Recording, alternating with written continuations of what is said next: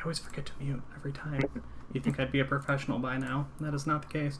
So cool. With any luck, we are live, and you can hear us. And if not, you're probably seeing ads for What We Do in the Shadows Season 2, which is fantastic. Cool. So Electric Dice Podcast today is interviewing Daniel Fox, and he is with ZWEIHANDER and Andrews McMeel. Hey, everybody. Yeah, Daniel, could you introduce that a little bit for us? Yeah, so first off, I know we had an opportunity to kind of pregame to talk a little beforehand, but I wanted to say thank you again for letting me come and do this cool chat. Dave and I had an exchange on Twitter. This is kind of where this whole thing started, about just kind of branding and marketing. And I was like, well, I kind of do some of that. I can probably talk a little bit about it. And then it turned into this, hey, let's get together and do an interview online and make people come and ask questions and get some engagement for your channel and do fun stuff. So, a little bit about me. As Dave mentioned, my name's Daniel. I'm the Executive Creative Director of Games at Andrews McMeel. Before my time there, I created a little game called ZWEIHANDER, and it won the Indies for Best Game and Product of the Year in 2018, which is what caused me to leave a 16-year career in advertising, specifically digital advertising, to join Andrews McMeel as the Creative Director of Games. That's my helicopter pitch for where to start and who I am, but I'm really happy to do this. I'm really excited for this. I love talking about marketing, especially from the perspective of RPGs, because it is a territory that is not well explored by some companies. So I hope that today I can offer some perspective and give some people some tips and pointers on what to do and how to do stuff and what to do wrong, because I've got a lot of things I've done wrong that I've learned from and can talk about openly on a call. That's awesome. Yeah, that's what we're here for. Okay, so we've got a couple questions that we prepared, poked a couple people ahead of time to say, hey, what would you ask if you had a chance, out of the blue. So we got some of those questions, but then if anybody has anything, drop it in chat, or if you have a means to reach either of us directly, as we are in front of our computers, we are accessible to the internet. So one of the questions that I asked you initially that kind of started this conversation was, you've talked at length about strategic marketing, and if I remember correctly, it was mostly Facebook and Twitter to try and get eyes on a product. So this is a bit of a two-part question when I say, what approach did you take to keep those eyes? Because, paying to get them is certainly easy enough. And then the second part is, why do you feel ZWEIHANDER in particular is sticky, maybe as compared to other titles, or maybe just in general?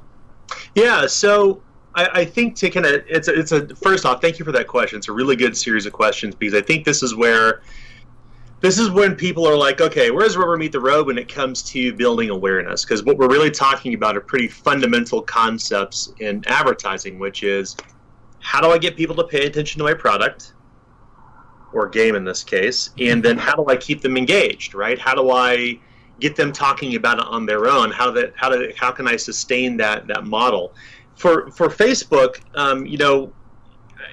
one of the key things I think to kind of look at was ZWEIHANDER, and I'm gonna pitch this from the perspective of ZWEIHANDER, and then I'll talk about it more specifically about what could happen with other games. But with ZWEIHANDER, my key challenge was, I need to raise awareness for a game that I'm creating. I've never created a game before in my life. I have a very light touch with the RPG industry. I had no Twitter presence. I had no Facebook presence. I was on some web forums, but that was it. So when I looked at how to kind of approach audiences, I started to really read about how people are talking about RPGs online. Most importantly, what are people talking about that they want to see, right? What's the gap in the market? What kind of games do people want that they're not getting from other publishers?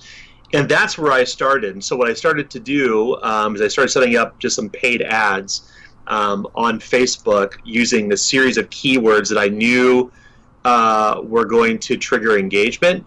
But I also did a lot of audience segmentation around Dungeons and Dragons audiences, as well as audiences for Warhammer Fantasy Roleplay, and then audiences for Dark Fantasy, because I kind of discovered there's a cross pollination of those things, right? So people who are playing D&D want more dark fantasy that's like Warhammer Fantasy Roleplay, and they're not getting it from the market. And more importantly, they were, my read on it was that they were ambivalent toward the old world for Warhammer. So it's like, well, this kind of matches up with something I've been developing around my own game table, just as a side project. So that was really the trigger for me to say, okay, maybe there's something here. Maybe I could take it to Kickstarter. Maybe I could do some targeted ads to get people to pay attention, because this is the quintessential question that every publisher, whether you're an indie publisher, a micro RPG publisher, or a big publisher, every publisher asks themselves three essential questions. Like I mentioned before, how do I get somebody to pay attention to the game I'm making? How do I get them to tell their friends about it? And then how do I get them to come back for more? And what that really boils down to is having a strategy, to use super businessy terms, right? You have a strategy to say, I'm going to create a series of content that will be engaging and shareable, and most importantly, snackable. Snackable in the sense that it's super shareable on social, and that will be the driver to get people to talk about it, to kind of continue engaging with it.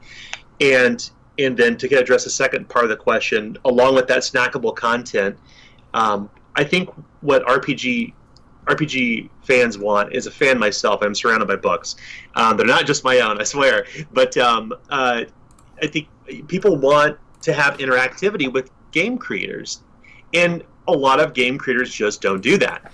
I was fortunate in the fact at the time that I had kind of published Zweihander that I had a very, very stressful job and agency. I was working 60 hours a week, endless travel. I traveled like 80% of the time at the period that I actually published Zweihander, but I didn't have a child at the time, so that made things much easier. So I had time to develop small pieces of content and share them and engage with people and talk about the game and really kind of listen to people, because I think that if you center people in the conversation, people appreciate that. I appreciate it. Right? If I can't imagine the type of conversation I might have with Mike Merles is like, hey, you like Dungeons and Dragons? Tell me what you like about it.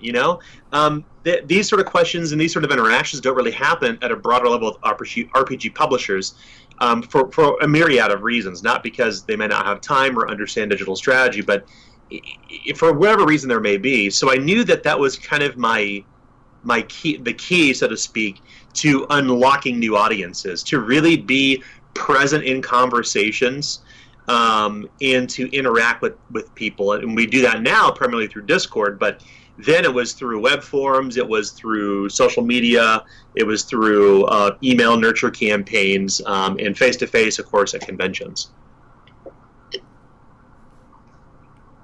Oh, we might have lost you there for just a sec. Oh, sorry about that. Yeah, so essentially, I think the key there was to have a solid social media presence, to talk to people in web forums, and to be present in the conversations online and face-to-face around what Zweihander is, or what the RPG we were making at the time is. And that, I think, is what really kind of helped lead to why Zweihander remains so sticky and why it still does today. My role has evolved over time, and I'm certainly a lot more busy, but I still carve out time to interact and talk to people, because I think that was how I kind of raised awareness around the game. So it feels like it's the right thing to continue doing, because I enjoy it. I enjoy talking about RPGs, even if it's not Zweihander. I love talking about games, and I think that if you center people, to center audiences at the beginning of that conversation, people will pay attention, and it's a good way to interact. Sure, no, I like that a lot, and then we can go right back to the fact that when I reached out and said, hey, I have a couple questions for you, what do you think? One of your first responses was, hey, how can we grow this? How can we do this for more people? Let's have a real conversation, not just a couple quick Twitter messages. So I found you to be extremely receptive to that, and very thankful. Yeah, and I think that really touches on something that, and I think I told you before, I talk a lot. I'm going to be all over the place in the conversation, but I promise it'll all be worthwhile to everybody who's listening. What I think we have in the industry, and this is an observation, is that we have a lack of knowledge share, and we have a lack of mentoring. And I feel that when I can share my experience, both the good and the bad, I can share those learnings with people. To me, we all want to make amazing games. We all want to do fun things, but some of us don't have the experience in that. And I think that when I feel I can kind of do my part to impart my experience, my knowledge, my failures, my successes, to help people think about how they could replicate some of that or use that as fodder or know what pitfalls to avoid. So these sort of conversations are always really intriguing to me because I am such a strong believer in helping supporting everyone by sharing experience. I see. And just to drop a little bit of knowledge there from my own research, it's interesting you use that term specifically because that's what Tim Kask talks about from him being the first employee of TSR back in '73, maybe. I don't know. I'd have to double check with him, but somewhere around there he said, hey, back when we did this the very first time, Gary and I really felt strongly that a rising tide's going to raise all ships. And then it's really interesting on a personal level because I agree with that. When I look around and I see what are we doing for the next generation across all different mediums and genres and everything. There's a lot of lack of mentorship, period, no matter where you go. Just so happens that we're talking about RPGs today. Yeah. Cool. Okay. So this is another fun question because it's a thing that I ask myself a lot, but I don't have as much knowledge. So I'm curious to hear your answer. And I, tipped my cards a little bit with this one earlier. So it's a little wordy. But I said, hey, where do you feel the line is between advertising and then maybe something we could call brand manipulation? And I ask because I feel like I consistently see friction between a small-time creator or mom and pop shop and then a larger corporation that's paying for this huge ad space, and we see creators very apologetic and very nervous about pushing their stuff too much, making people feel like it's not a conversation like you hinted to, but it's in fact just an upsell versus the ads that we are assaulted with every day, and take no umbrage with that verbiage, having been an ad person for years. Yeah. So thank you for that question. Because it is, and you mentioned before, it's a spicy one. I don't think it's spicy. I think it's a good question to ask when we talk about the difference between are we being blatant in our marketing or are we being genuine? And I think people kind of divide that between two different. They're like this is left and this is right. The reality is they can belong together. And I'll give you a really good story kind of to share about this. So a little bit my background, having spent 16 years in digital advertising, not marketing but advertising, I spent before I moved over to my current role, I spent 5 years at VML-Y&R. And VML-Y&R here in Kansas City is the number 2 largest agency in the world. Anything that's being advertised is pretty much them. From Bumble.com to Red Bull to Gatorade to United Rentals to Freddie Mac and Fannie Mae, they're at the center of that. And the reason why they're so prolific is not because their advertising is in your face, but because the principle that they say is that put humans first, human-centered design, human-centered advertising. We're not forcing things upon people if they don't want. We're doing social listening, so we're listening to what people are talking about, and then we're applying those principles to create advertising. And I think that if you take that big, huge world of advertising and distill it down to RPG, I mean, the reality is RPG, advertising dollars are different than advertising dollars in RPG. 100% different. So where I think we kind of come against some friction, so to speak, when we talk about is advertising genuine, and if we're advertising, should we apologize? The reality is, and the mercenary side of me is going to say, never apologize, because there's nothing wrong with trying to get people to purchase your product and talk about it. I think, though, the best way to do that, to go to more like the softer route, is to say the best way to engage with somebody is to simply ask a question. Mm-hmm. Or to make a statement and then ask a question, right? It's one thing to barge into the room of a bar, right? Kick the door in and say, "Hey, this place sucks."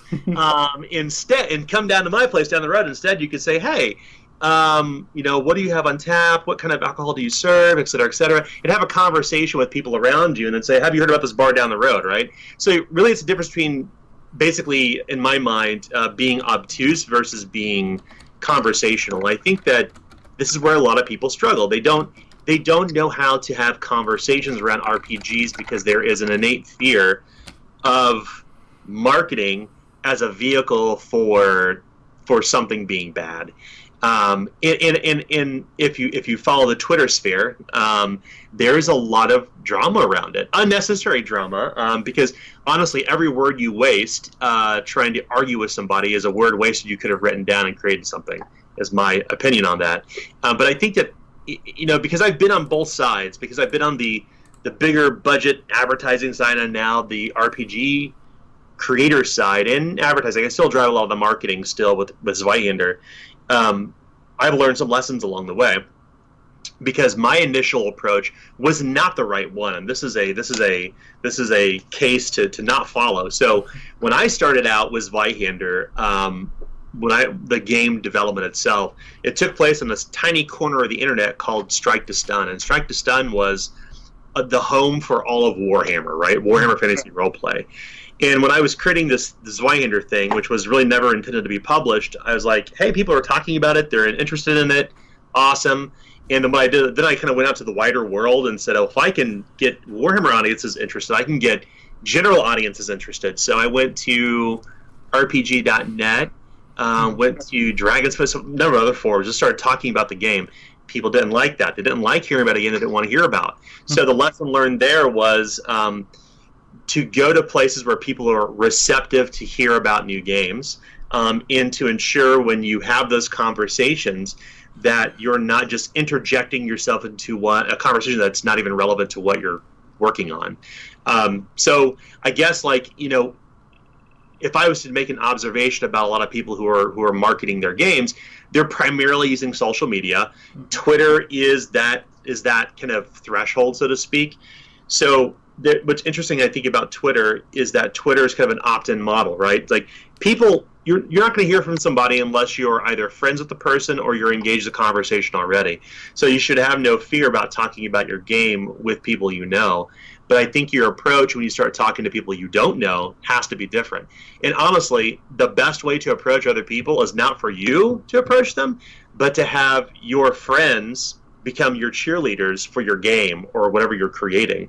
I think if you can create a strong bedrock of fans, that they themselves will be far more effective than a creator doing paid social ads, sending out content marketing, doing videos. Ultimately, Dave, you're more prone to listen to one of your friends talk about an RPG than probably for me, because we don't know one another. But with your friend, you trust their judgment. You trust the kind of games that they like. You're the types of games you like probably align because you probably game together. So the way that a creator should think about things is to create a groundswell and a really strong, small micro audience, and empower that micro audience by giving them pieces of content they can share out, to call out the games that they're running online, to share their content. When somebody runs a game as Zweihander, and I have a Google alert set up for Zweihander on YouTube. When somebody does a YouTube video for Zweihander, I immediately share it out, because one, it has the benefit of search engine rankings, and of course it's a piece of content you can share. But more importantly, these people who are like super fans, I can show them, like, hey, look at this person who you may know is playing Zweihander, and then it looks more prevalent, if you will. And then you're like, hey, I know that person, we game together. And that becomes like a way for you to really communicate to audiences in a softer way than simply saying, hey, buy my game, Zweihander's awesome.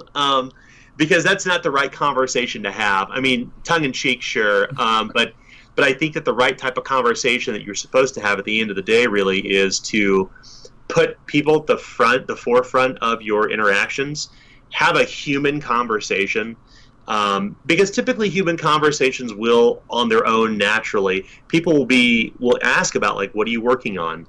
What RPG is this? This is really cool art. What is that thing that you're playing? And you could have a natural conversation that isn't, quote, markety or in your face, that will be a way to sell your game. And I know it's a long meandering story, but I think if you're to kind of pick any one nugget out of that, that's probably the most important. It's really about putting people first. Put people first. Put the audience first in your marketing, in your advertising, whatever you want to call that thing, and it's going to be an easier conversation to have, and you don't have to worry about apologizing for it because it's just a conversation. And I respect and understand why people feel icky about marketing, but the reality is, at the end of the day, if you're asking for money from somebody, you have a responsibility as a business, and your job at the end of the day, despite our best of intentions, is to sell books. Mm-hmm. Like, it sounds completely mercenary, but it's the reality. Like, you can't build a business unless you tell people about your stuff. But there are ways you could do it that are not aggressive, that are soft sells, that are natural conversations, and that always boils down to putting people first in the conversation. Just ask them a question, and that's the best way to get people to engage. Yeah, there's a couple of things I want to follow up with there, but I think, before I make the jokes, I'll say, that really strikes me as being genuine and honest, because you're taking that time out of the day, and you are once again choosing to lift other people up, right? Like, you don't know them, but you're saying, hey, I think this is really cool. I imagine you take time, even if it's just snipping through the game a little bit, to see what can I learn, what can I glean, how can I make this a little better for them next time, and there's a lot of people looking for that kind of interaction. That probably makes somebody's day when their game gets reshared by the creator. Yeah. And it's always interesting because we don't get on Twitch to sit here and bash the flagships or anything, but I know from watching some of your interviews and listening to you talk, we're looking for that right now. We're looking for other games to try and dip into this actual play renaissance. This is the best couple of years that tabletop gaming and RPGs in particular have, and it's because we're finally starting to break into that sphere some, and we need the market to kind of follow that. Yeah, it's interesting you mentioned that, if only because I'm gonna tail onto that just for a moment. I just created this case study around the impact of actual play, specific for Critical Role, at Andrew's McMeel. More of kind of an information share sort of thing. Maybe I'll share it out online sometime at some point or another. But I mean, there are things that are truisms in what's happening in the RPG industry. One, we're now nearing our 6th year of 5th edition. 2, the largest growing demographic in RPGs are younger gamers. 3, that demographic is coming in through one single point. It's through Critical Role.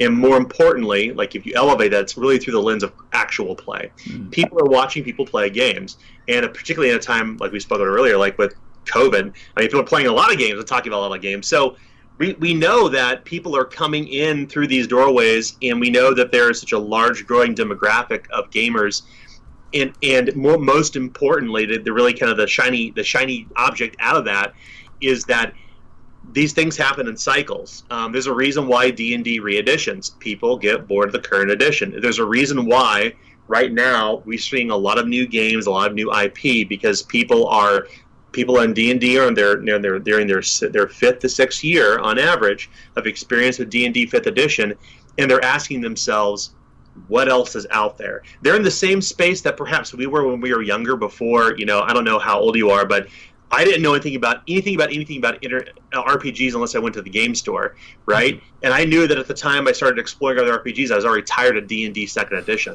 The same thing is happening online right now. People are nearing their kind of the lifespan, if you will, of the edition of D&D. And because dark fantasy in particular is like such a hot commodity, from Castlevania to Game of Thrones to Witcher to, gosh, how many hundreds of dark fantasy video games are there at this point? Mm-hmm. They're looking for something else. That new audience is looking for more mature games. So now is the time to start putting your game in front of them. Now is the time to do something different than D&D, because there's a fatigue happening. And now, granted, Wizards will fix that. They're going to do a new edition. That's inevitable. It's happening. When? Who knows? But but it's going to happen. But right now is the time to put your games in front of other people. Right now is a time when people are getting tired of D&D, and I love D&D, don't get me wrong, but that's just the reality of the situation. You walk into any game store or any convention now, and you'll see what's happening. There's a lot of new, smaller RPG creators are becoming incredibly popular because they're able to activate those audiences in the right way by having good conversations, genuine conversations. Indie RPG publishers are becoming Tier 2 RPG publishers. Look at Cubicle 7 as a great example of that. Cubicle 7 has grown tremendously in the past 3 years. Modifius, they've kind of grown out of being a very small company to being like one of the biggest players in almost a Tier 1 company now. So I think really what I was going to get to there is that now is the time to talk to people about your game online. Absolutely. Sure, and the other thing that I wanted to jump on there that I like that you said, just like the importance of promoting the actual play and putting that in front of people and raising that up, because as someone, like, you know, you can't see it too much because we're under these pretty small windows because of my overlay. You've got a ton of books behind you. I've got, you know, also a ton of books behind me. But you read them sometimes, and sometimes you don't understand. You read them sometimes, they're super dry. You know, we talked a little about like how effective layout can be, how effective like information theory can be. You don't always capture everything, so having that as a resource to load up that video and see how it's played, or watch the people, you know, that you're excited to see also participate with those rules and go, I know I've done that 100 times, especially with Stars Without Number. And it's not even that dense as compared to, you know, some other systems, but boy, that was what made it click for me. Yeah, you know, it's funny as I play. I've kind of started to play a lot of board games because I'm looking to kind of expand my understanding of what's happening in that world too.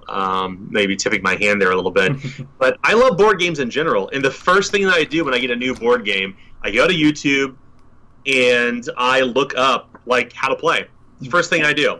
Like I got the Batman board game, like the big huge set from Monolith, the people who did the Conan game. And the first thing we did when we set it up down here is we right behind me is a TV over here. We set up the how to play video and watched it while we set up the board. And that's what's happening with RPGs too.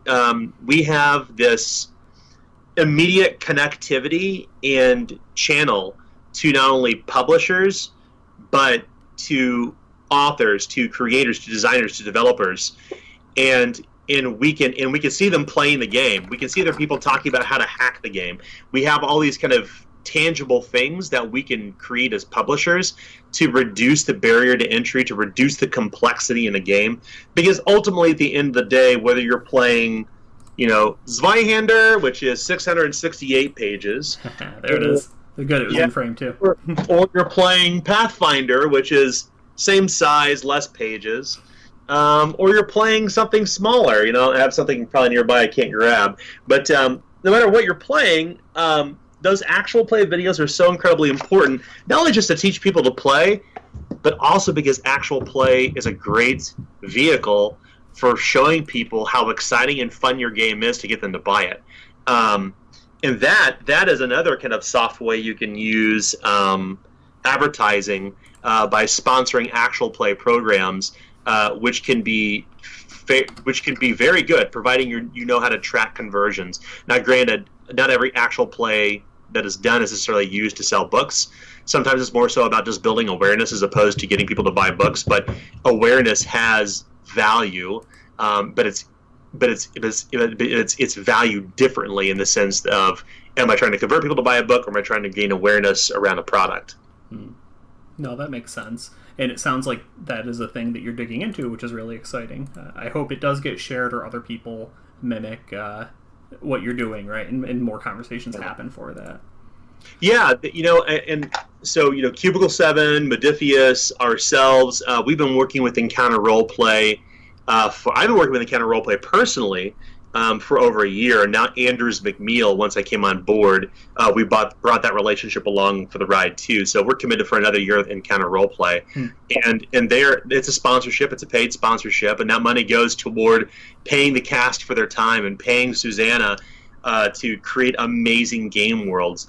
And that's valuable. Now, where the struggle is for a publisher, and this is universally true, is how do we assign marketing dollars and how do we measure what the efficacy of that dollar is? I can tell you, full disclosure, every marketing dollar we spend on sponsored play, which is 3 shows right now, 3 paid ones, that is, every marketing dollar is returned 2 to 3-fold. Full transparency.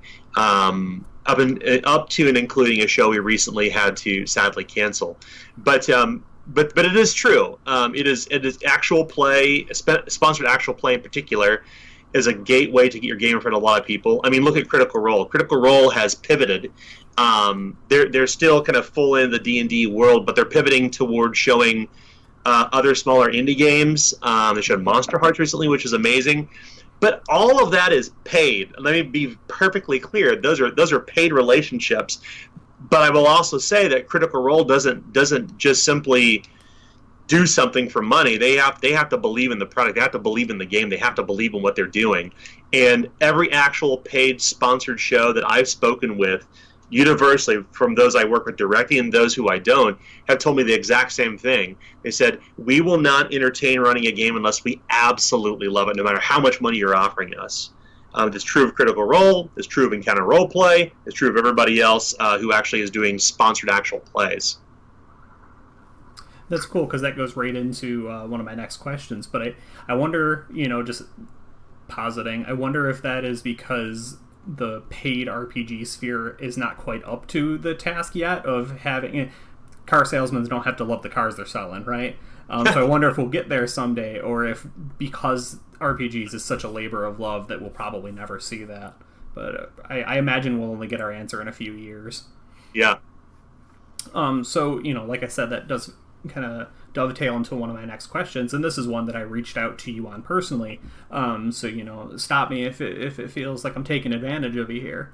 Because I was very curious what approaches you've taken to finding and recruiting talent for your stream games, for Grim and Perilous and Zweihander in particular. Because from my experience, I have a lot of interested players, and I resent the implication that they're all just my friends sitting here in chat. But I as a person am looking to grow my brand and bring new people on to the stream beyond just the people that happen to be local. But how do you know who's a good fit, and how do you find other interested parties?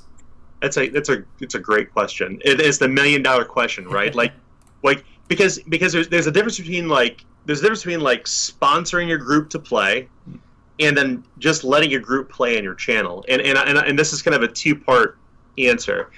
So I'll start first with sponsored play. So sponsored play, typically what I would look for, one, I have to enjoy the stories that they're telling with other games, first and foremost. It goes right back to the reason why people work with sponsored plays. They have to love the content. If you don't love the content, you don't love the creator, it's not going to be a good match.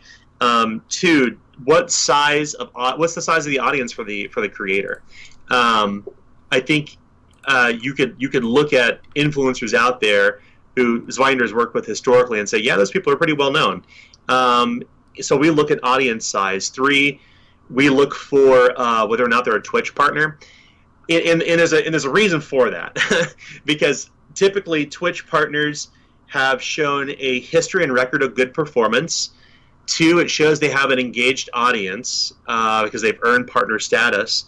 And 3, they're going to abide by the Twitch guidelines. It's kind of a crapshoot whenever you work with somebody for a sponsored play who has no guardrails, right? Now, granted, a contract can establish guardrails. Like you could say, don't be defamatory, don't use drugs on the show, don't use racial slurs, like the common stuff that we ask for anyway in contracts. But with Twitch, when somebody's a partner, they risk losing that status by violating those tenets. So not only are they now, it's not like just one throat to choke; it's 2 throats to choke, right? Like they have to be completely frank, like they have to abide by not only the contractual obligation, right, in the respect that they need to give audiences, but also their Twitch partnership hangs in peril. So, in when we look at where we play and where we work, we look at those things, and the next thing we look at, which is a little bit less sticky and less tangible, but it's about audience. Like, who is watching the show? what kind of games are they playing on the show, and is there a potential parallel to drag people who are playing this game over here towards Zweihander over here. And if I feel that there's that's there, it's a potential opportunity for sponsorship.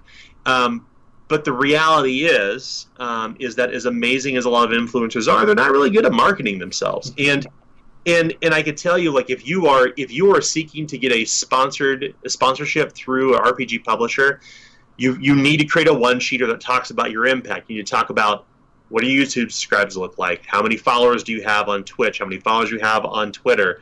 What sort of analytics are you seeing in your chat? What kind of games are you running? What insights do you have about your audience? Like, what are they saying about the games in the chat? These are the sort of things that you need to be able to basically construct in a one-sheet PDF to say, here's who I am, here's the size of my audience, here are the games that we love, and here's why we're a good fit. So that's typically, like, from a sponsored program where we would invest, where Andrew McMeel or any publisher would invest money into sponsored play. They're going to look for those things baseline.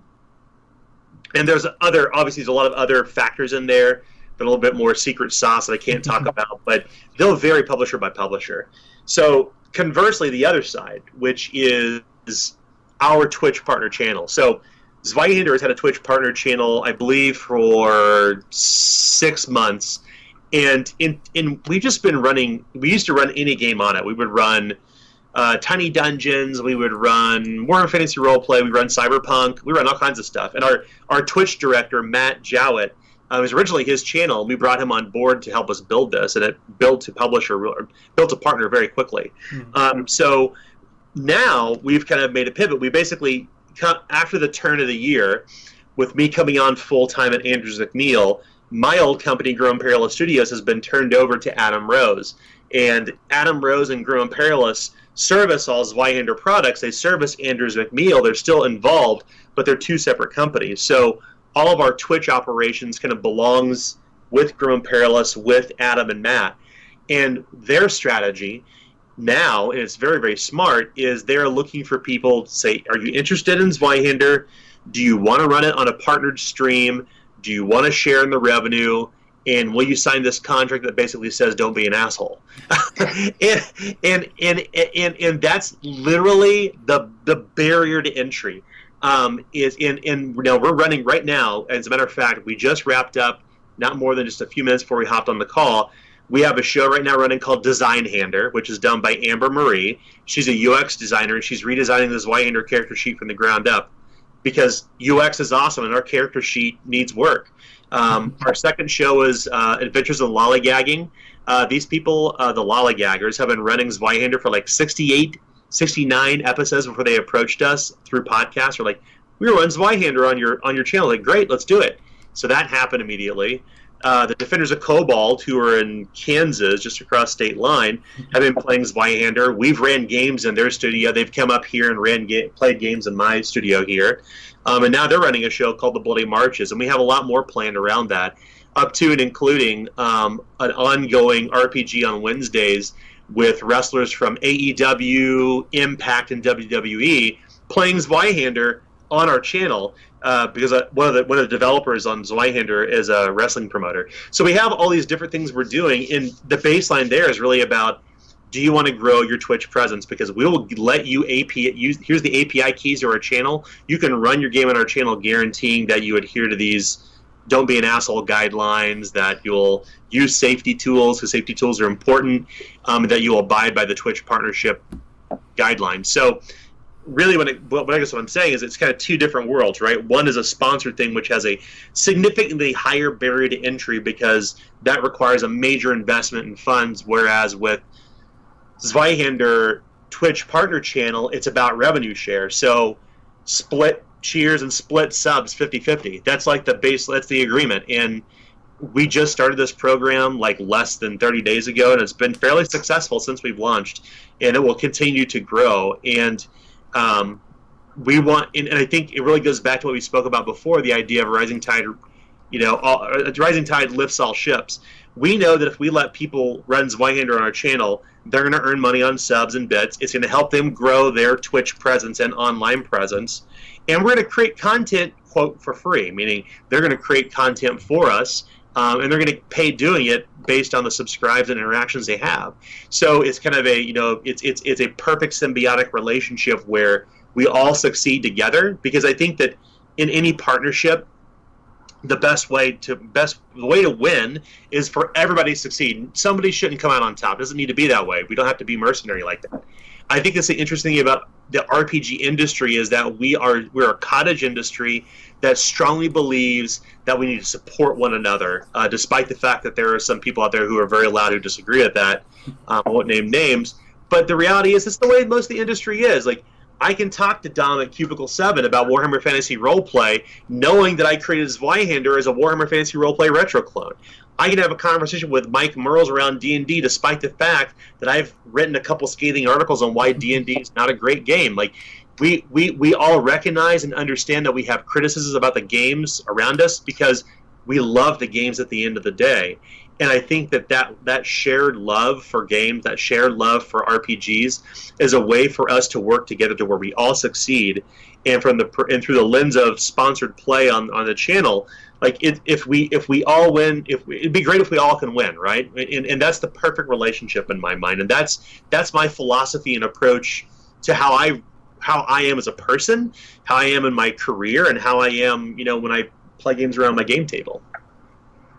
That's awesome. That's really good to hear, too. So what you're saying is everybody who's watching that wants to have a actual play, head on over and talk to Matt Jowett online and start getting something squared up.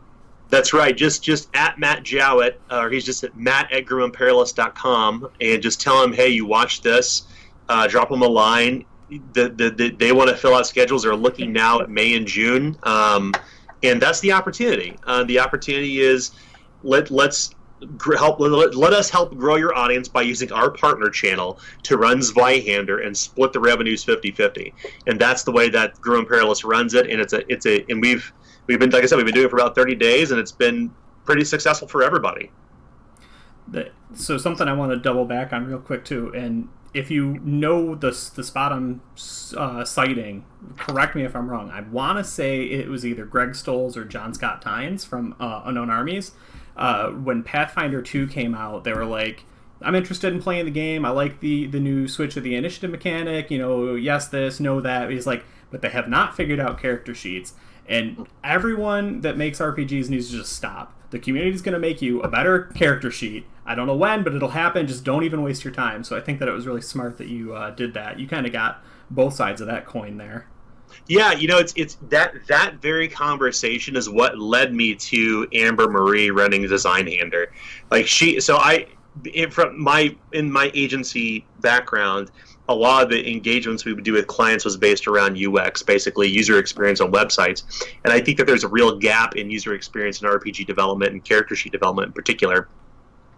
And the first article to come out around the Pathfinder 2 character sheet redesign came from her at rocketsorca.com. And I was like, this is brilliant. Like, I need to talk to Amber. And we need to figure something out because it'd be cool to have her involved as Zweihander.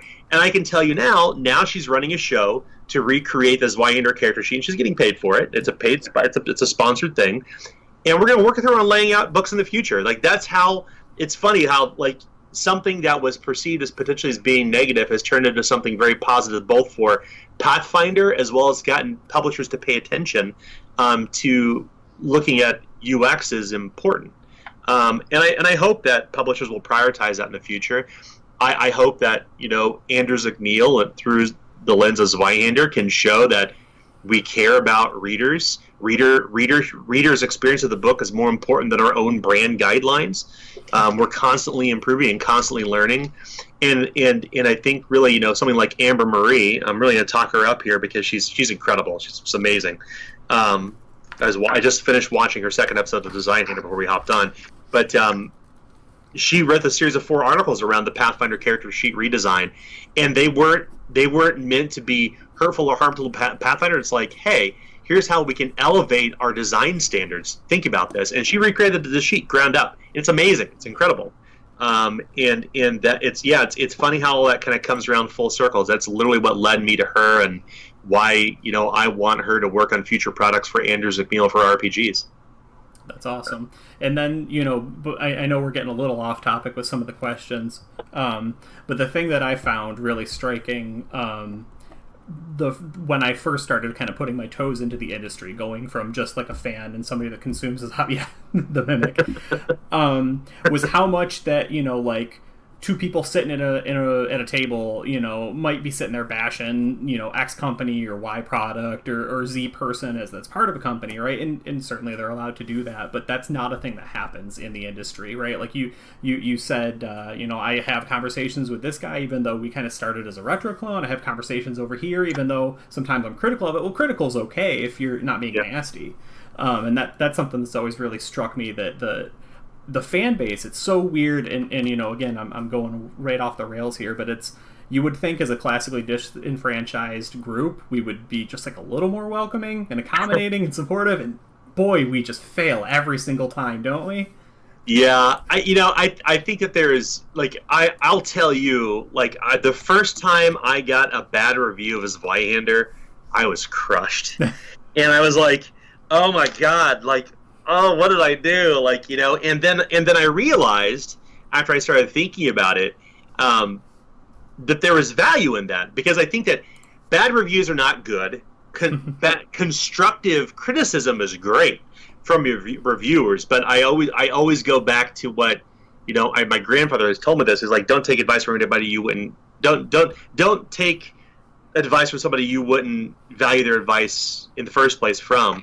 So I began to learn, like, you know, some of the reviews you can ignore, but some of the more popular reviewers who would dissect Zweihander, I was like, yeah, this is something to pay attention to, because I think that as publishers, like, we have a creative vision, right? I think this is any RPG creator has like a creative vision, and they bring in writers to develop or design, and you kind of become a slave to that vision, so to speak. But the reality is that no matter what you may envision in the book, when it's out in the wild, when people are playing it, it's going to be played very different than what you maybe intended it to be like, and that's fine, because those are opportunities to learn. I can tell you now, Zweihander's been out since 2018, and it's now 2020, and it's and our sales are crazy. I mean, they're crazy. They just, you know, I think we broke 100,000 units sold or something like that here in 2020, and we're getting a lot of great feedback, because now that I'm working on this other game, we're taking that feedback and working it into the game rules, because we recognize that there's no such thing as a perfect game, right? And you should always be improving your game mechanics, and you should always be listening to what people are saying, what their experiences are with the games, what they like and what they dislike. And although not all those opinions are going to be valuable in the creative process, if you see a pattern of certain elements or mechanics or problems in the work, it behooves you as a designer to rethink your strategy for the next book. You know, like, you know, Zweihander, like I mentioned, you know, 2018. I mean, it's the first thing I ever wrote. I love it. It takes a village. We had an amazing team help deliver it. But there's gaps, and those gaps are going to be filled in this next game we're working on right now for 2021. Is that one you've announced? Because it's okay if you can't talk about it, obviously. There's two, technically. One we're going to announce soon. It's a whole new dark fantasy property. People have been asking about it, but I can't tip my hand. I'm bound by NDA. Yeah. The other one's a little more loosey-goosey around the NDA. We're calling it Project 1776. Mm-hmm. We'll have an official announcement on July 4th. Okay. That's all I can say for now. Stay tuned for your announcement then. So cool. I took two notes that I wanted to follow up on that, because I had questions that I felt like hitting both.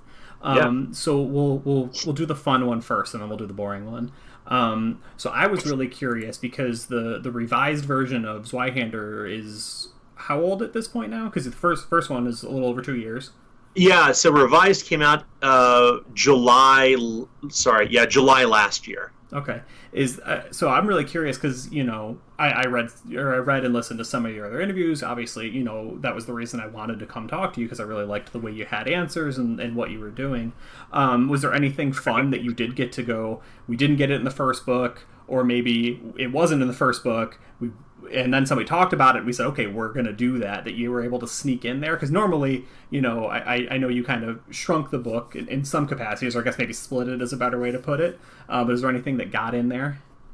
Yeah, so that's a great question. I love it. The thing that it's funny. So, and this is really, being a first-time publisher before I kind of came to Anders McMeel, we went strictly black and white with the book. And what I realized over time, and I think we talked about this before off air, so I'm dyslexic, and I was having difficulty reading the book. And then I was like, is it just me? Is it other people? And I started just kind of talking to people about like their experiences of the book. They're like, yeah, the font type's really hard to see because the kerning between the letters is a little tight. And I'm like, oh my God, you're right. And then we started looking at the breathing space in the margins, and I was like, the paragraphs are too tight. We're not using indentation, and we use hyphen breaks in words, and we're not using sepia tones in the book. And that's where we're losing fidelity, and we're losing like white on gray text. So I was like, oh my gosh, this is like a UX nightmare that I never recognized or realized until somebody sat me down and said, here's some of the challenges that people are having with the book. And I was like, okay, if we're doing the revised version, we have to plus up our layout. We're doing layout ground up all over 100%.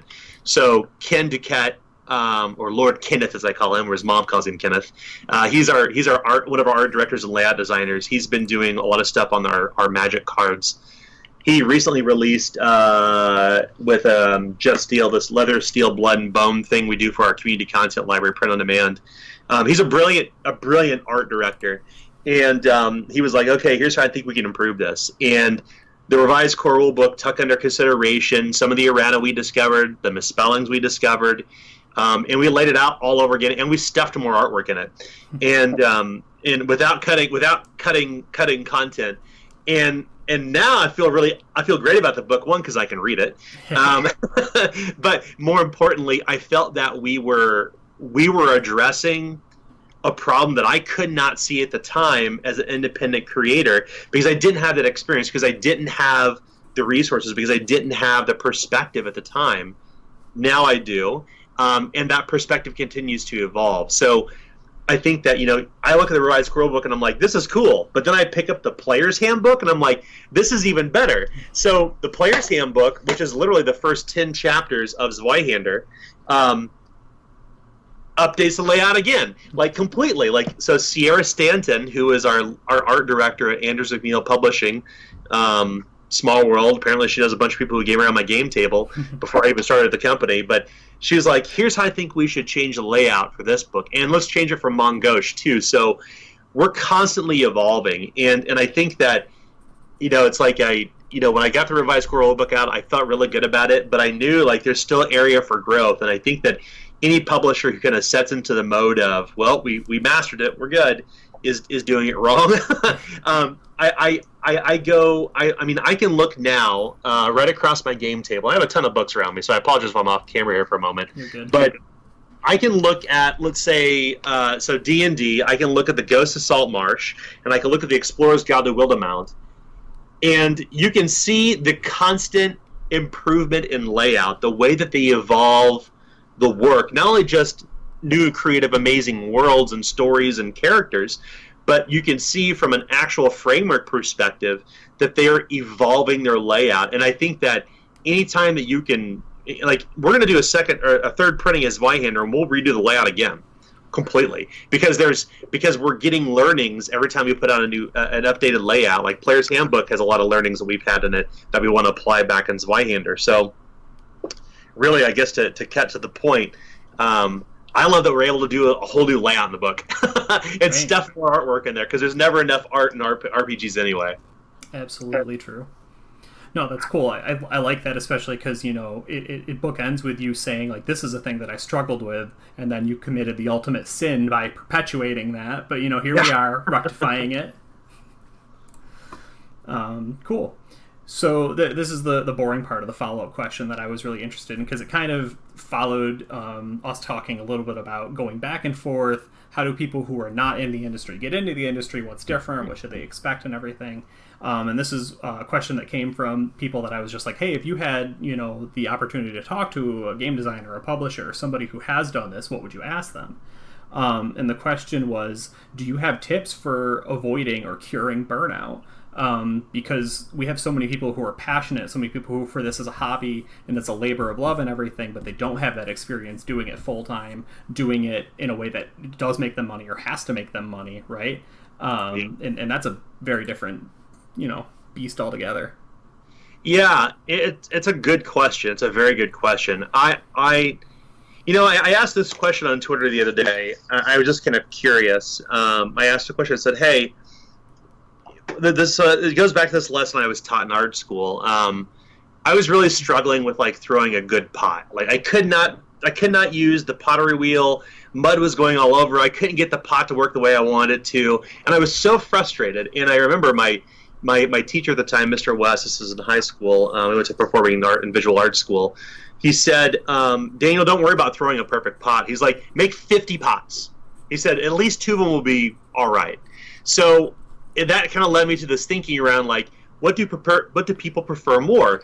Do they prefer to master their craft by making micro RPGs, or do they master their craft by making one RPG and creating a product line? And I think the results were a little mixed. Like some people, it's kind of 50-50, I think, almost. People prefer a full-fledged product line, but people who create may not. And I think it's different for everybody. I think the way that some people kind of cure burnout is by working on many projects at once. But this goes right back once again to the same lessons I learned from Mr. West. He said, it's an accomplishment to just finish something, even if it's not perfect. Even if you do 48 imperfect pots, at least you threw 40 imperfect pots and you had 2 good ones. And I think that's the value of being able to create multiple smaller RPGs, is that you can, 1, it kind of helps with burnout. 2, you get to do a lot of interesting things. And 3, it gives you a broader opportunity to work with new people. I think there's a lot of value in working with new creative partners over time. Granted, Zweihander has kind of a bedrock of people who've been involved since the beginning, but our team continues to grow and evolve.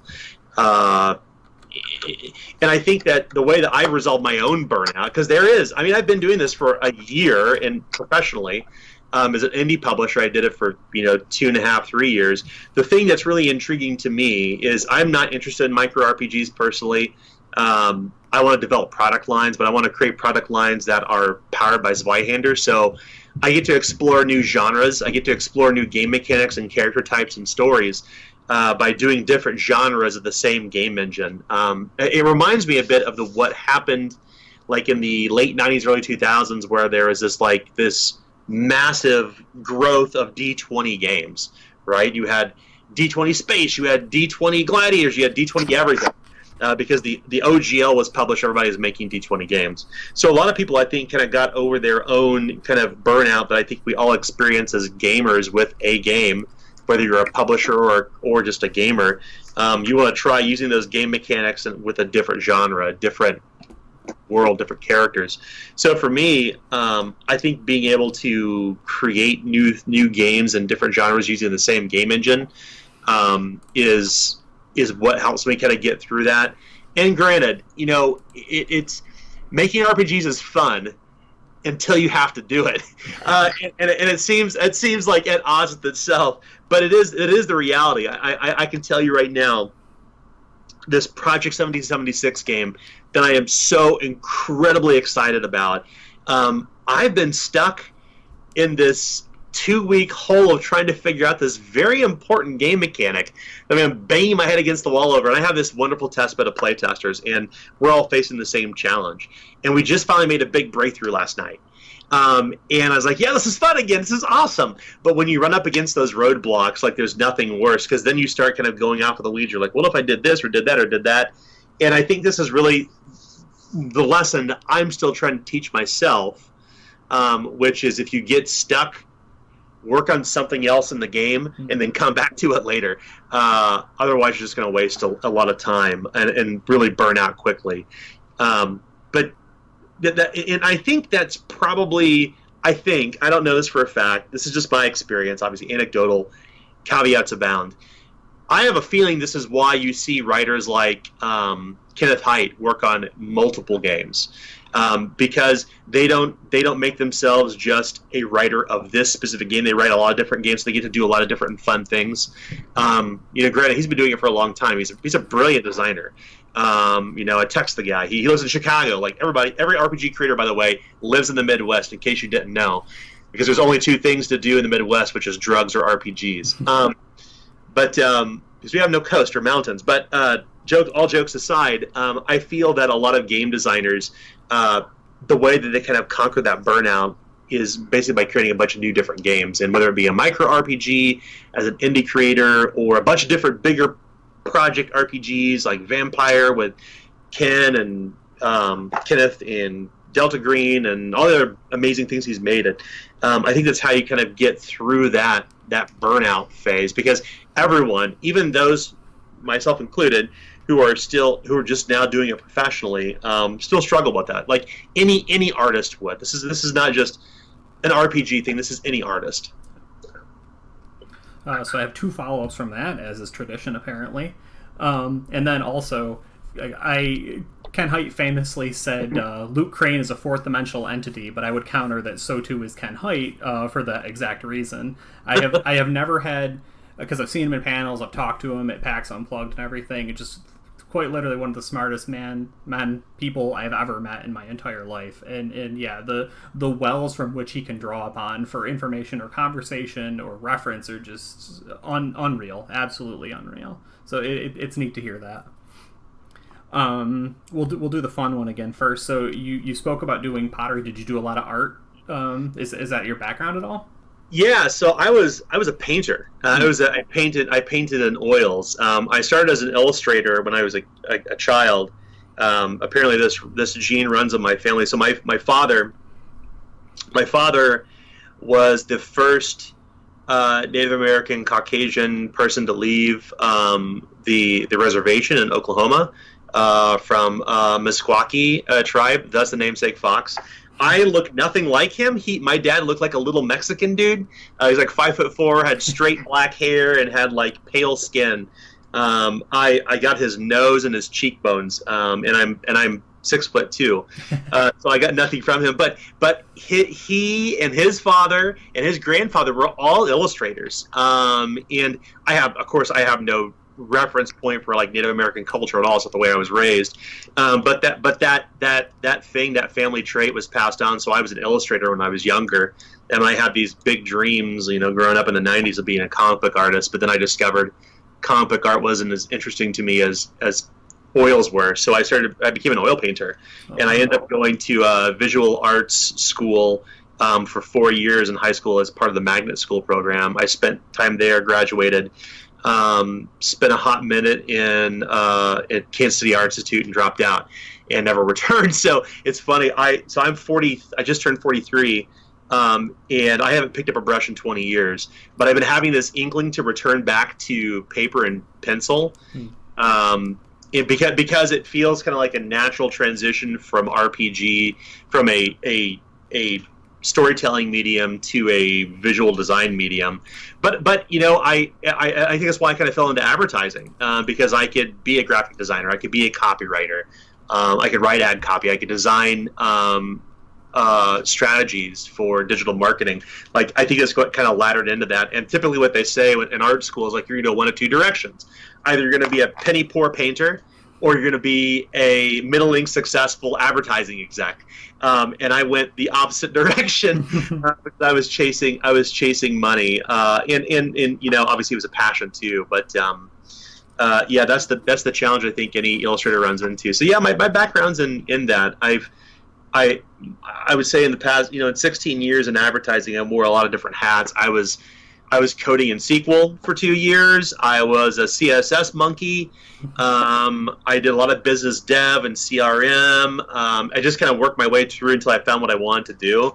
But I've got experience in all that, so I find it very easy to talk to people in tech, to talk to people who are creatives, because I have that's kind of built in my DNA, that creative gene. And now it just is realized through, I'd say writing, but it's reality some typing words on Google Drive to make games. Yeah, the ultimate sin. Yeah. Yeah, no, that's neat. I was gonna nerd out with pottery for you for a minute, but we'll have to catch up on that another time so we don't waste everybody's time here today. I'm actually a photographer by training, cool. But I worked in a clay manufacturer and a tile factory and sold clay to schools, and so yeah, we were gonna go real deep on stoneware and firing, cone 10 with wood furnaces and whatnot. Oh yeah. So okay, cool. forgot to queue up my next question. That was smart. Let's see. So, we've talked a lot about like kind of going back and forth between leaving the community behind and kind of getting into the professional system and everything. But I'm kind of wondering, before we transition to the fun part of the interview here, not that this hasn't been fun, is there any sort of like last silver bullets you want to pass along? Anything you'd say, hey, I've got everybody's attention here, we're kind of at like the high point as far as people tuning in live. Obviously later they can catch it on YouTube or whatever, but like right before, you click to go watch Critical Role because it is Thursday here. What do you have to say? I thought about this because it's usually like midway or through the end of the interview, they're like, "Do you think you want to talk about?" And I'm like, "Yeah," and like there's always like, sell your next product, talk about please, working on, talk about something you're excited about. And I wanted to kind of try something a little different. I would really like to people to think about, particularly in the time that we're at, right, with COVID-19. There are a lot of independent RPG creators who are really struggling, and we must all realize, if you don't know already, indie RPG publishing is a tough business to be in. It's very tough, and especially now, where a lot of these indie RPG creators don't have games that exist or they're built into Roll20 or have existing tools built into Fantasy Grounds. A lot of people are playing online now. It's a good time to be present in those places. I would just ask people that if you see some indie RPG creator come up, retweet it. If you can't support it monetarily, give them a shout out, give them a like on Twitter. Talk about the game if you already have it or have bought it with other people, just to help kind of raise awareness around other games. I think that's really important, especially right now, if only because this is an unprecedented period. And I know RPG publishers, particularly indie creators, are in a really tough position right now. No, I think that's awesome to say. I can remember, because, once again, I've followed your work and kind of watched for your nuggets of wisdom here and there on Twitter for a while. And I can remember you buying a different indie book. I think it was weekly, right? You said, hey, community, tell me something that I should be throwing my money behind. Let me buy it, because I remember when you bought Stars Without Number. I know I remember seeing a few others, but of course I can't think of anything right off the top of my head. I ended up buying, I did it for 13 weeks straight leading up to the holidays, and I bought a new RPG every week based on what people recommended. And all the games were amazing. Yeah. And I've ran 3 of them, obviously in perfect fashion, right? You buy a bunch of RPGs and you play a small handful of them. Oh, I was going to type it. Sorry. That is known as the gamer's ground state. My friend John Martin taught me that. He's like, I'm playing no games, but I'm talking about them obsessively, and I've created 3 campaigns. Yeah. Cool. Okay, so now this is complete happenstance, and I could be wrong, but I'm led to believe you really like HBO's Rome. What's that, like 2006, 2008, right around that era? I love Rome. Yes, it's one of my favorite HBO shows. Okay, yeah, because The Wire's in there too, so you gotta be careful. It can't be the favorite, but it's a favorite, right?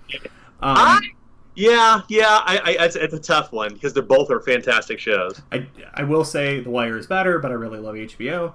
I love Rome. So the reason I bring that up is twofold. One, it's good and it's weird and it wasn't on super long, so whenever somebody says they like it, I want to know why. 2, because I don't know any of these people in chat, certainly not my friends I paid to sit in this room and pretend to talk. I have, and I told you about this online, this is Lucius Varenus's crest, the family crest, when he takes over the Aventine, right. And he is a dog of hell. So I just needed to show you that so you think I was cool. But then I was really curious, like, what jumped out at you about that show? Because when I was in college at the time, you asked earlier, I'm 31. Dave is not cool. No one is getting paid. My English professor, I think it was 104 because I had to retake it because I was a terrible student, Doug Brody, he was like, movies are dead. Just don't even bother going anymore. You're stupid. You waste your money. TV's where it's at. HBO's Rome. And I was like, well, I don't think you're right about the movie thing. I think you're onto something with the TV. And we had a ton of... That's why I passed the class, I'm sure. But, Sorry, the question was what jumps out at you about Rome? Is storytelling or what? In fact, it's funny. So when you show me that tattoo, I remember the first episode of Rome I ever saw was when he had just taken over the Aventine. He throws down the statue. He's like, I piss on fortune, and he says, I'm a son of Hades. Absolutely. And I was like, what is this show? This is incredible. And I remember seeing it. So the actor who played Lucius Vorenus was in Trainspotting. He was the soccer player who died from heroin. And I was like, that's the guy from Trainspotting. What is going on here? And then I discovered like this rich history of the show had been going on, and of course I love gang warfare in like ancient Rome. It's such a fascinating time. I think one of my big passions really is about I love the Elizabethan underworld. This is one of the best books ever written. And I love reading about crime in ancient Rome because it is so influential to some degree, or foundational rather, to a lot of modern crime drama. But what I thought was really cool about it was the story. The one at the time, it was just all the costumes. One is a very expensive production. The costumes were great. I love the dialogue. It was really snappy and quippy and clever, and I love the fact that they had changed all of like they would change like little pieces of the conversation that felt like in world. That really drew me in. It helped kind of draw me into the characters, and I love the whole struggle between Attia and Octavian. Having been a huge history buff, I know people probably can't see it, but I have a huge Penguin collection of books behind me that I consumed voraciously when I was a kid. These little, cheapy books that are usually covers cut in half. You buy at like dollar bookstore, and I just read voraciously through the history of Rome, Suetonius, things like that. And even though I wouldn't consider myself an armchair historian, I just love reading that stuff. And so when I saw Rome, I was like, this is so incredibly cool. It's a great story. It's amazing characters. The costumes are incredible. The intrigue was interesting, and there wasn't a lot of fighting. It was all done off screen, which I liked too. And that was really, obviously now with Game of Thrones, there's a huge, big $17 million production. But with Rome, of the battles they had, they were very super tight, like skirmishes, meant to replicate the big fights. And I thought that was really interesting. And I actually just finished rewatching the show no more than maybe 3 weeks ago. I watch it annually. I love Rome. Ended too early. Ended way too early. Yeah. What is it? Because I think they blame the Tudors for killing it, right? Like that's a weird fan theory or whatever. But yeah, like you said, it was extremely expensive. So who's to say? Yeah. Now it's like a drop in the bucket compared to the shows that they're producing. But at the time, it was the most expensive show because it came out right around the time after Oz had ended and Sopranos was a thing, and of course that laddered up into my whole love of Sopranos with a whole different story. Sure.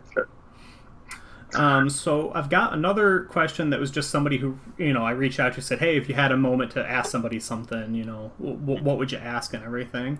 And now that I hear myself saying it, where the heck did I put it? Oh, there we go. Sorry. I thought it was longer. So the question was, what are the kinds of things that you find or use outside of a game or an actual play to influence your games? Like where's your well that you're pulling from? When you're doing this. So there's I think that if you're not reading books outside of RPGs, you're doing yourself a disservice. I think we all owe it to ourselves as game designers to draw inspiration from many different sources. For me, I can just reach back here and grab books. It's great. We'll end with the full screen of you so we can show off the Ennies. Yeah. So some of my favorite writers, like I love Chuck Palahniuk. I just finished reading Haunted again. Bret Easton Ellis, Glamorama. His newest book, White, not so good because we found out he's a raging Republican. That's okay though. But the ones that are actually I've been really into recently, I'm reading. It's a book called The Werewolf. It's a peasant chronicle of the 30 Years' War. It's apparently like a semi-true story. This thing has been so interesting to read. It was recommended to me I think it was recommended to me by Ken Hite, out of all people, in a conversation he and I had in last Gen Con. And then The Sad Tales of the Brothers of Grossbart is fantastic. It's not great writing, but it's interesting. Like, 'cause I love gritty stuff, but I don't like the hyper-masculine gritty stuff. I don't find that interesting to me. I like stories that are a little bit kind of out of left field, that tell different interesting stories. I love the idea, and this is really the foundation of Zweihander, I love the idea of the everyman. Like the most common person being thrust into unusual situations. And I think that of all the books that I've ever read, the Warwolf as it's called, that peasant chronicle of the 30 Years' War, like somebody who basically had their family killed, and there's a normal person trying to deal with it, is a really intriguing story, because it's able, at least for me, when I think about the things that I enjoy in media, is like, I don't care about the big superheroes. I don't care about the gods in shining armor. I don't care about high fantasy. It's not interesting to me. I like the idea of what happens when you put normal people in extraordinary situations and how they deal with it. Do they devolve to become like the monsters they're fighting, or do they retain their sense of humanity? That, to me, is the spirit of what I love about RPGs. And I draw, looking at the many different writers I'm reading now, a lot of there's like this really commonality is really about, like, is this a common person put in really extraordinary circumstances, and that has been a huge influence on the way that I design games, the way that I write games, the way that I write my stories around my own game table. Those are the things that are interesting to me, and I'm lucky that I have an amazing group of playtesters who are also my friends, and we gamed every Wednesday when the COVID-19 wasn't everywhere. I'm really blessed to have them help validate these ideas and shoot them down when they're terrible, to say that's bad game design, or it's a terrible story. So yeah, I mean, I draw inspiration from everywhere. I'm now, like, I just started buying all these older RPGs recently. I picked up Dallas, the role-playing game. Oh my God. This thing, yes. You may be seeing a charity stream of this online sometime soon. I haven't unboxed it yet. And then I bought Dragon Raid, which is a Christian role-playing game that was written in the 80s. Okay, I didn't recognize it when you said it, but seeing it, yes, absolutely. Because my father-in-law, my wife's father was a pastor for many years, and, like, boy, if I could have anything in the world, I would just love to play that game with him, but I don't think it'll happen. There's apparently a tape inside the box. The box is still sealed. I'm gonna unbox it online, I think. Nice. But there's a tape inside of it, and I found a tape player, so I need to listen live. I bought it at a pawn store. Oh, yeah, that makes sense. Yeah. Tape player, what the hell is that? Yeah, right? Kids, music used to be on tape reels. Now, I'm that guy now. Sorry. No, but yeah, I'm really intrigued to read this, if only because when I read the back box, like, there are so many weird words that are capitalized and conjoined, like Light Raider is capital L, capital R. There's this whole back marketing piece is so intriguing, and this thing is huge, by the way. This is a box that this thing probably weighs like 10 pounds, and it's full of books, manuals, cassette tapes, figures, all kinds of crazy shit. So, like, I'm kind of digging through the past of RPGs to see what came before, because I mean, in full truth, my only touch with RPGs for many, many years was strictly Dungeons and Dragons. I didn't play other games. I didn't go to game stores. I didn't go to game conventions. I didn't interact with the RPG community. It was very much a basement thing between me and my friends, and we only played D&D. So now, in the last, like, 3 years, I've just been kind of, like, going through the history of games and buying physical things. And, like today I bought the laser tag book on Amazon. Did you know laser tag was written by TSR? Like, it's the craziest thing. Like, some of the people who worked on second edition D&D wrote the laser tag book. And I bought it just randomly on Amazon. It was $7. So I'm just trying to discover all this old cool shit. That's, some of it's RPG adjacent, some of it's just novels. But those sort of things, like, really, I find a lot of inspiration in it, because I'm of the belief that there's no such thing as a whole cloth game, meaning nothing's ever been original, save for perhaps D&D. Everything is an iteration of something else.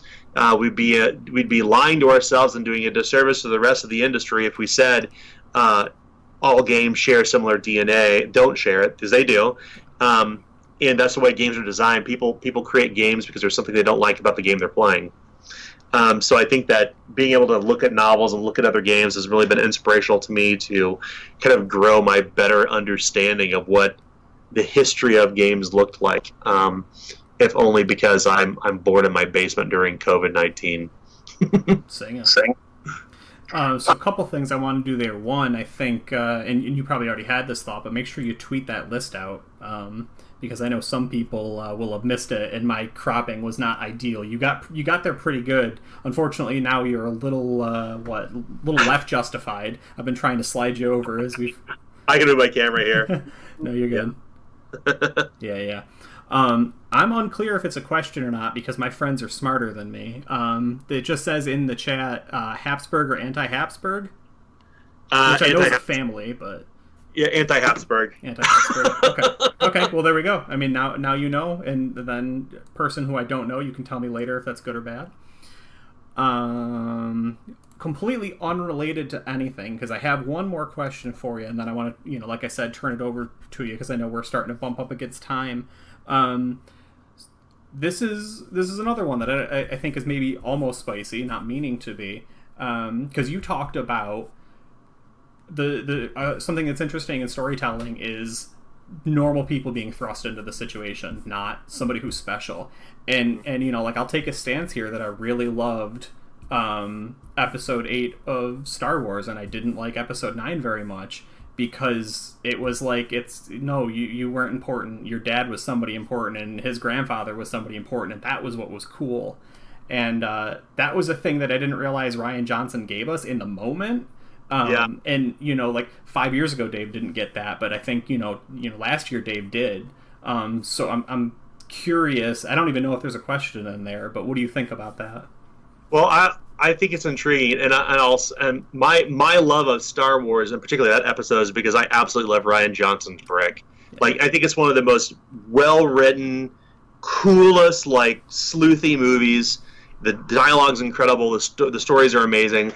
I felt that when I saw Star Wars 8, that it didn't quite take the fetters off of him, so you could feel it was like a studio production, but you could see some of that. You could still see some of what he did within the story strokes, within the camera work. Like, you could tell that he was the director in some cases. I love his work, and that was the big draw for me.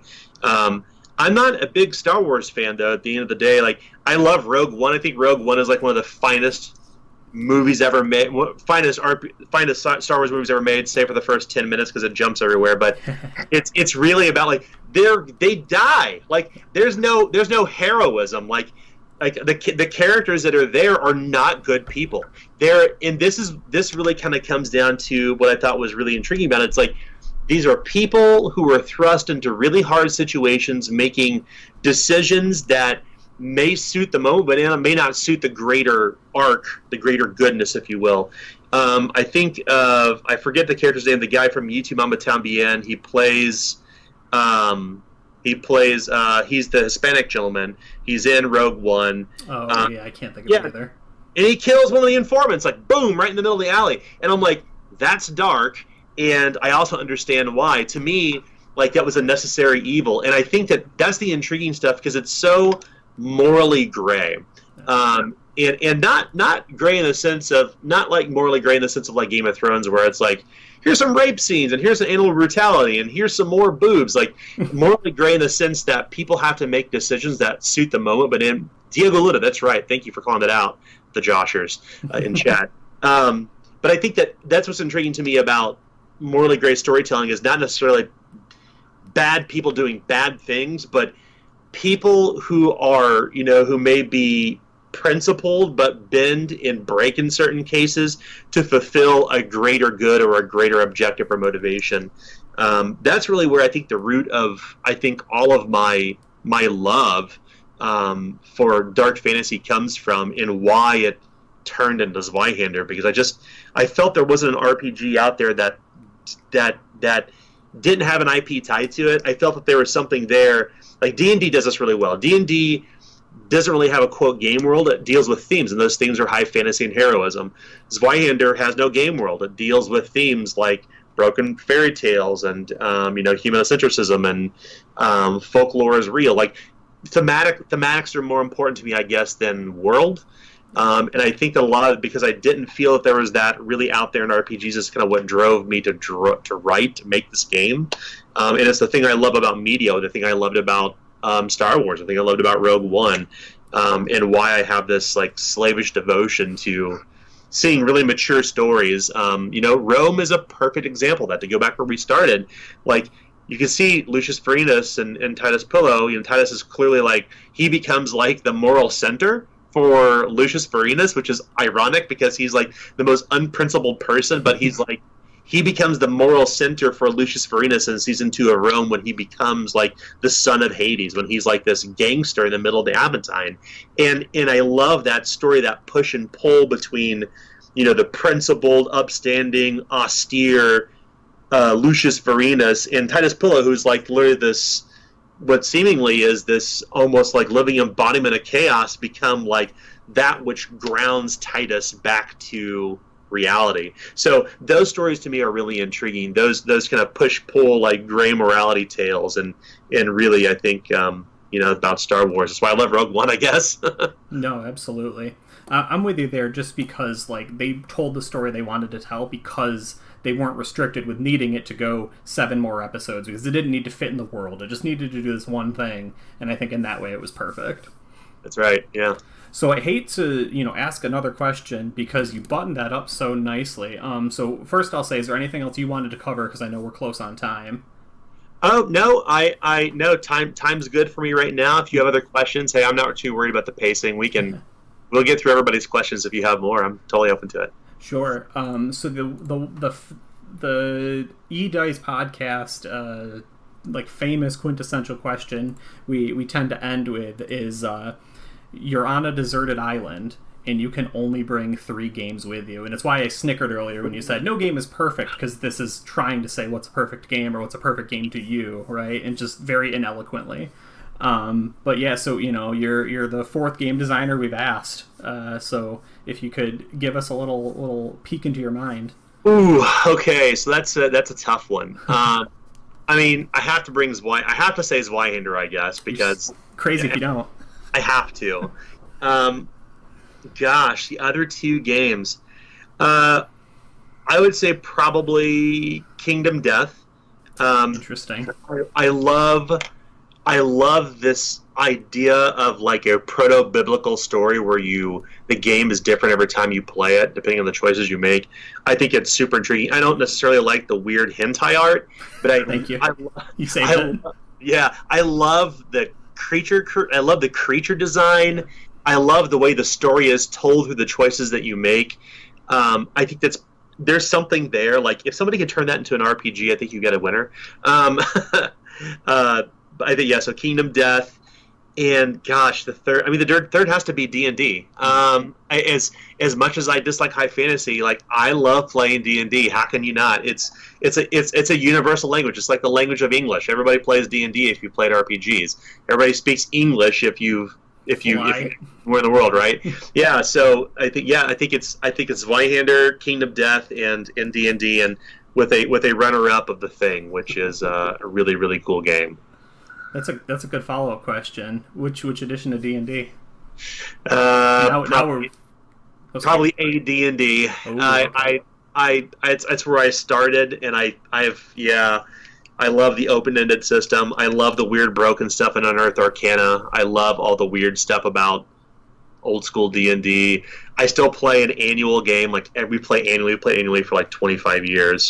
I played the same character forever. We played more often when I was younger, but annually we do like an annual D&D game out in this town I grew up in called Oak Grove, and I love it. It's nostalgia, but definitely AD&D. I love AD&D.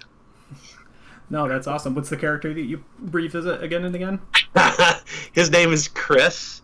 Oh, with a K? Yes, he is a half-elf wizard fighter. He has a familiar, a burn named Poop, and his horse's name is Turd. Yeah, you could tell I started this when I was a kid. Not in my games. And I've only been playing this character since I think I was like 13. Oh my goodness. So he's got some history. He's like, I think he's a 13th level wizard and a 9th level fighter. I lost like 4 levels in one game session 5 years ago. I still remember, and it never got restored. So that's my longest ongoing character. No, I mean that is really cool to have and continue. But boy, yeah, that's definitely a character. Oh, that's really neat. No, I like that a lot. Those were really good answers. Well, cool. This was super fun. I really appreciate you making some time for us, and I'm really hopeful that more people will get a chance to watch this later and after the fact. I'll probably clip a couple of those things because there were in the beginning there were some really good like stats and like the reason I reached out to you is like data driven answers and decision making and then halfway through we said, well, Rome's cool. What about Star Wars? Is that cool? So that's a fucking good interview as far as I'm concerned. This is fun. This is the best interview I've ever had. This is so fun. You're just saying that. I talk about Zweihander a lot, but I like talking about things that are not Zweihander. I love talking about marketing. I like talking about sharing information. I like talking about fucking Rome. I mean, shit. It's literally my favorite show ever. Yeah, this is great. Thank you so much for this opportunity. I'm really happy that you gave me the opportunity to come on and do this. And hopefully people learn something. Obviously, people can reach out to me. I'm always available. I'm that guy. Yeah, and I can center that because the fact of the matter is we have a lot of fun here on the E-Dice podcast. We've been doing it for a while, and I like to think that sometimes we've done cool things. But we just reached out. I reached out and just said, hey, do you have a couple minutes to answer some questions for me? And you went 110% and said, not only do I have time, let's make more time. Let's make sure other people can get that opportunity. And I think that if I had to say like, what did we get out of this? A rising tide lifts all boats. Yeah, or ships, whatever your aquatic vehicular device may be. Or if it's Rome, a bunch of bodies bound together because you're trying to swim your way across the sea. These two right here have powerful gods. That's all I'm going to say. That's right. Well, cool. Where can we get Zweihander? It's actually at Borders, sorry, not Borders. Barnes and Nobles, isn't it? Yeah, so it's on Amazon. I think Amazon just ran out of stock, but the Player's Handbook's there, the Mongosh is there. Barnes and Noble does expedited shipping it's for free. Barnes and Noble honestly is probably the only place that's actually shipping books right now. But otherwise, you can find out more about Zweihander. Just go to zweihander.game. Pretty simple. That'll take you to a landing page with a bunch of stuff we're working on, and then you can follow me on Twitter at ZWEIHANDER RPG, and I talk about marketing a lot because I think it's fun, and I talk about games we're working on too. And just come hang out, DM me, drop me a message, at me or like me, as they say. Well, awesome, cool. Thank you so much, chat. Thanks for hanging out with us. There were a couple questions, which was really exciting, and thanks for keeping us company. Otherwise, it was just us staring at each other. We did that right before we got on. It's really boring. So yeah, cool. We're gonna get out of here. And if you are interested in hanging out, anyone, we're doing Paranoia 25th edition in like 10 minutes after this. So thank you so much. We'll see you there. See y'all. Bye.